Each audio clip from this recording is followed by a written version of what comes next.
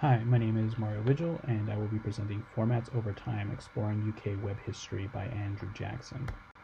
So we will go through this paper, but what we will also do is sort of contextualize this paper through the arguments that are happening underneath. There are two major players in this field, and they're sort of arguing two different sides of the is this a problem aspect of this paper. So we'll review the research question, we'll review the methods, review the findings, and in closing we'll sort of bridge the gaps, but we'll sort of add context where we need to. So the research question. The topic of this paper is file type obsolescence through time. In Andrew Jackson's paper, we also attempt to address whether this is a problem. The works of Jeff Rothenberg and David Rosenthal sort of color this paper. They're the two authors that are sort of arguing different sides of the is this a problem aspect. So in the forthcoming slides, we'll discuss a few findings and then sort of address the real world problems and importantly discuss if there are mitigating factors. So Rothenberg says that digital information lasts forever or 5 years, whichever comes first. So clearly he's sort of on the side of this that says we can lose information quite quickly. And on this slide, we can see maybe what he means, right? So the first snapshot on the left of this slide is an article regarding NASA and JPL's Voyager space probe, which was launched in 1977, two space probes. And at the time, they were programmed with what would have been then very modern languages, but today are sort of much less popular languages sort of in the public domain. They now require maintenance and it's very difficult to update them. Similarly, now we're looking at sort of the article on the right, the snapshot represents sort of how our financial system still heavily relies on sort of COBOL. So perhaps not how file types obsolesce, but how our skills and education are sort of moving on over time. But let's think of maybe some more concrete examples. I think the concept of obsolescence is more intuitive to understand in terms of hardware. So the really good example of that is the very first iPhone charger. If somebody handed you that today, it is absolutely useless. You cannot do anything with it.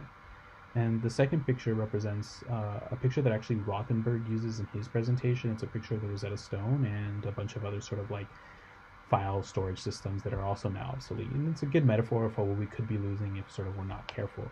But this isn't stones and hardware, and by contrast, I think that sort of file types are sort of like intangible. It's a little bit different, more difficult to sort of like conceptualize what it means to obsolesce in that sort of sense. But Rothenberg does describe a case of losing 1960 census data due to the obsolescence of the digital tape file types used to store it. So in order to identify how we may be losing file types, we need to use a special tool. And sort of in the methods, we do discuss the file format identification tools. The way in which this paper sought to address its research question is through the use of two such tools. Of special note here is obviously Apache Tika, but also used in this paper is Droid. The datasets were a large collection of UK web domains and their resources from 1996 to 2010. The idea was that if MIME types are becoming obsolete, we can see the reduction of their use and prevalence within the dataset. So the data being comprised of the internet sort of data should tell us what people are using and how these things are changing and trending over time. So findings. What we can glean from this paper is that we do in fact lose some file formats. We lose roughly 2 file formats a year according to this paper, and 6 new formats appear every year. Additionally, 47 appear quite stable, basically for the entirety of the data set.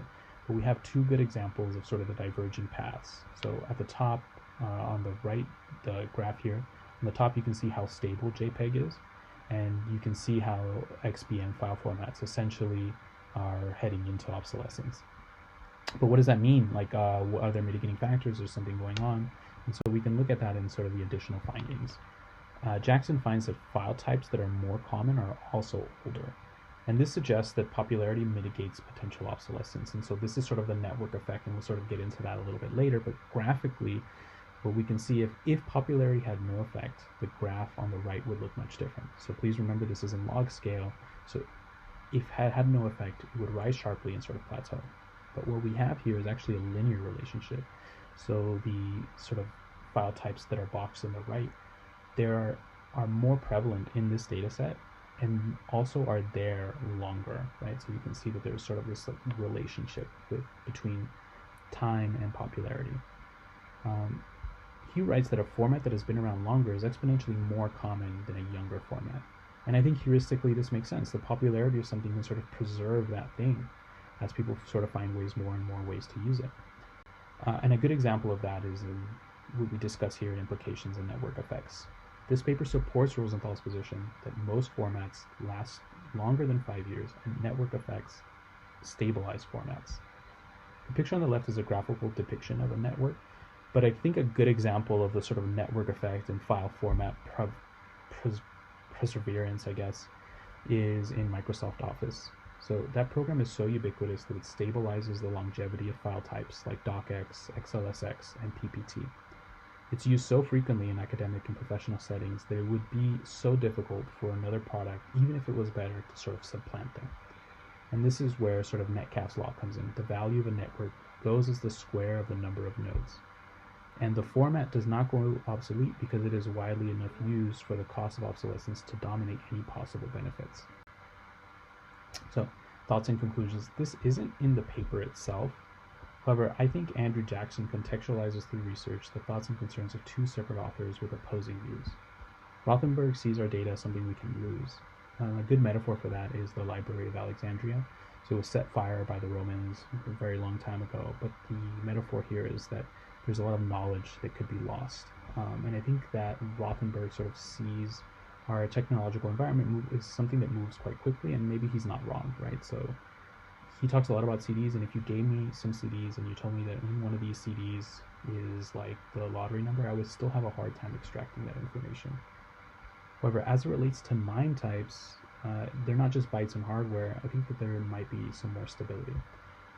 But he is very much a proponent of standards of data preservation and file type preservation. So he writes, we must develop evolving standards for encoding, explanatory annotations to bootstrap the interpretation of digital documents that are saved in non-standard forms. So continuing this, conversely, Rosenthal sees format obsolescence as having market-driven factors.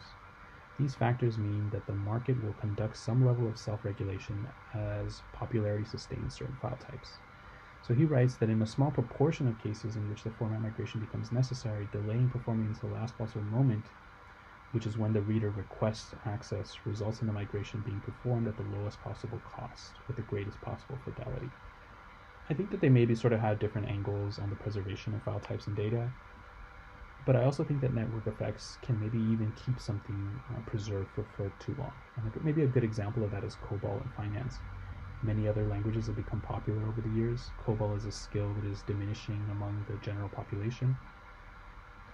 Therefore, the need for this knowledge persists, but the skills to maintain these operations don't persist as well. But perhaps we're not in the last possible moment, as he puts it. Andrew Jackson in his paper is not prescriptive about what we should do. He clearly finds evidence of network effects. But how this relates to the is this a problem argument is that I think Rothenberg and Rosenthal are both right. But they may not be arguing exactly the same thing.